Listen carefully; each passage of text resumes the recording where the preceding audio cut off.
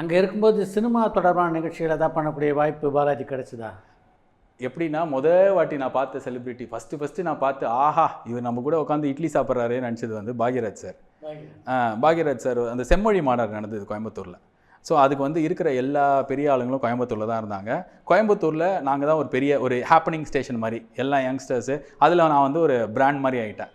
RJ பாலாஜிலாம் கிடையாது, but ஆனால் இந்த பாலாஜின்ற பையன் நல்லா பண்ணும். ஸோ எல்லோரும் என் ஷோக்கு தான் கூப்பிட்டு வந்தாங்க. ஸோ அப்போ வந்து பாக்யராஜ் சார், அப்புறம் தரணி சார், அதுக்கப்புறம் எஸ்வி சேகர், இவங்களாம் வந்து என் ஆஃபீஸ்க்கு ஷோ பண்ணும்போது நல்லா பண்ணுறேன் அப்படிலாம் சொல்லி என் கூட இட்லிலாம் சாப்பிட்டாங்க. எனக்கு பயங்கர பெருமை. ஆஹா என்னடா நம்ம எல்லா சினிமாக்காரங்களோட இட்லிலாம் சாப்பிட்றேங்க, இவங்க கூட யார்கிட்ட சாப்பிட்டு எங்கள் சென்னையிலேருந்து ஃப்ரெண்ட்ஸுக்குலாம் ஃபோன் பண்ணி இன்றைக்கி யார் தெரியுமா தரணி சார், இந்த கில்லி அப்போ குருவி ரிலீஸ் ஆயிருந்தது, அவர் நானும் தோசை சாப்பிட்றான், செல்லம் இங்கே வா இந்த இட்லி எடுத்து இந்த இதை அன்னபூர்லேருந்து வந்ததா அப்படின்னு கேட்டு என்ன இவ்வளோ பெரிய டேரக்டர் அவங்க அப்போனா அந்த மாதிரி தான் முதல் சில சினிமா தொடர்புகள் இருந்தது. டேனியல் பாலாஜி ஒரு வாட்டி கோயம்புத்தூர் ஏதோ படத்துக்காக வரும்போது அவர் கூட ஹோட்டலில் போயிட்டு நாங்கள் ஒரு டே ஃபுல்லாக ஸ்பெண்ட் பண்ணோம். ஸோ இதெல்லாம் வந்து எப்படின்னா ஒரு பெரிய வாழ்க்கையில் ஒரு பெரிய காணா கிடைக்காது அந்த மாதிரி இருந்தது. பட் ஆனால் எனக்கு எப்போவுமே அந்த ஃபேசினேஷன் இருந்தது கிடையாது. இப்போ வந்து நான் ரேடியோ மிர்ச்சி போகும்போது நான் பேர் சொல்ல விரும்பல, ஒரு வாட்டி ஒரு இன்டர்வியூ சென்னைக்கு வந்திருந்தேன். எல்லோரும் சேர்ந்து ஒரு பெரிய மனிதரை இன்டர்வியூ எடுக்க போயிருந்தாங்க. பார்த்தா அவர் இது மாதிரி ஒரு பெரிய ஒரு சோஃபாவில் உட்காந்துருக்காரு. இன்டர்வியூக்கு போனவங்கெல்லாம் கீழே உட்காந்துட்டாங்க. கீழே உட்காந்து மரியாதை நிமித்தமாக நான் வந்து அதுக்கு ஆப்போசிட்டில் ஒரு சேர் இருந்தது, அதில் உட்காந்துட்டேன். எனக்கு என்னென்னா நான் என் வேலை இன்டர்வியூ எடுக்கிறது, இதுக்கு நான் தரையில் உட்காந்து காலில் உட்காந்து எடுக்கணும்னு கிடையாது. நான் அங்கே உட்காந்துட்டேன்.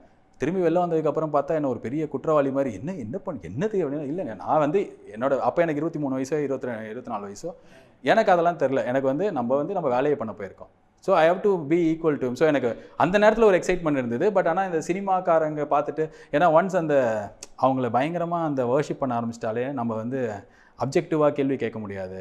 இது நான் ஜேர்னலிசம் படித்ததுனால எங்கள் தாத்தாவும் வந்து சின்ன வயசுலேருந்து பேப்பர் நிறையா நான் படிக்கிறேன். ஸோ எந்த இடத்துல வந்து அந்த வர்ஷிப் வந்துச்சோ அங்கேயே வந்து அப்ஜெக்டிவிட்டி போயிடும். ஸோ அதனால் நான் கொஞ்சம் தூரமாக இந்த சென்னையில் வந்து நான் சினிமா ரிவ்யூஸ்லாம் பண்ணேன்.